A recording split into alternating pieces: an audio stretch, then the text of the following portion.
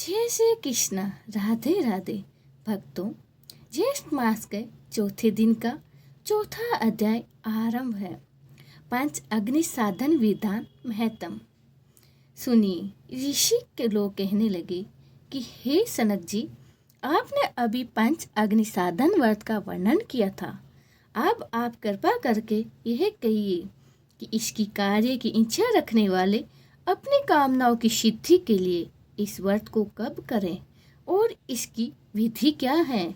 जिस प्राचीन व्रत के प्रभाव से गिरिजा यानी पार्वती जी सब पद को प्राप्त हुई थी और इसका पंच अग्नि साधन नाम कैसे हुआ, ये सब वर्तात आप हमसे कहिए।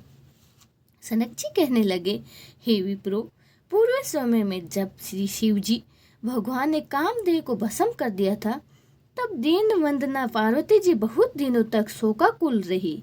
इसके पश्चात अपने पिता के घर में जाकर रहने लगी, परंतु कहीं भी सुख न मिला। उस समय हिमालय के वासी ऋषियों के आश्रम में जाकर पार्वती जी ने शांति के लिए उनको पूछा।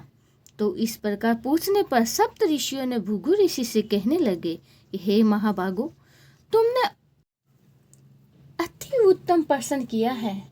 मैं तुम्हें विस्तार पूर्वक इसका उत्तर देता हूँ। ज्येष्ठ मास की तृतीया के दिन प्रातः काल मनुष्य शुद्ध जल से स्नान करें और नित्य कर्म करके शुक्ल वस्त्र धारण कर अपने घर को आए और पुण्य वाचक के पश्चात ब्राह्मणों का पूजन करें। समाधियों से प्रतिपद 4 अग्नियों को करके यथाशक्ति उनकी पूजा करें। उन अग्नियों के मध्य भाग में बैठकर सूर्य नारायण की तरफ ही अपनी दृष्टि को, जब तक सूर्य नारायण अस्त ना हो, उनकी तरफ ही अपनी दृष्टि को रखें और इंद्रियों को वश में रखकर स्थिर रहे। इस प्रकार निहारा और जितेंद्रिय रहकर इस मास का व्रत करे। ऋषि के वचनों को सुनकर पार्वती जी अति प्रसन्न हुई और शिव जी के प्रसन्नार्थ 12 वर्ष तक इस व्रत को प्रति मास करती रही।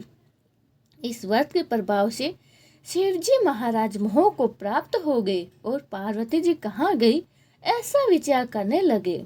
उन्होंने समाधि द्वारा पार्वती जी का तपोवन में होना निश्चय किया और आप शिव जी महाराज वनचर के रूप में उमा देवी के तपोवन में गए तथा अनेक प्रकार के अमृत के समान मीठे वचनों से उमा देवी को समझाया, परंतु उमा देवी ने उनको फटकार दिया।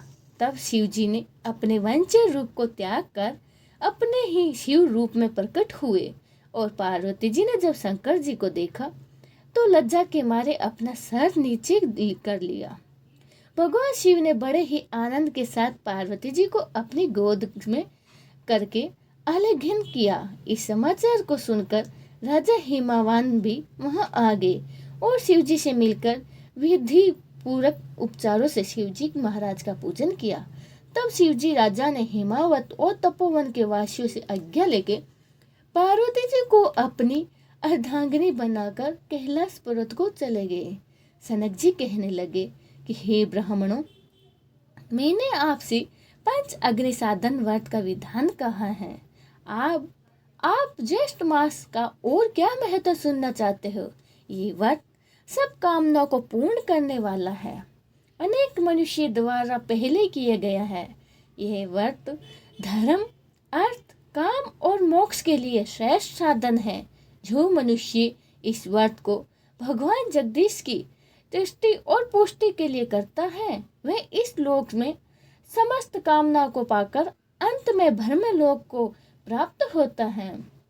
इति श्री ज्येष्ठ मास महात्म्यम पंच अग्नि साधन व्रत विधान चौथा अध्याय समाप्तम। हरि शरणम हरि शरणम हरि शरणम। श्री कृष्ण गोविंद हरे मुरारी, हे नाथ नारायण वासुदेवा। श्री कृष्ण गोविंद हरे मुरारी, हे नाथ नारायण वासुदेवा।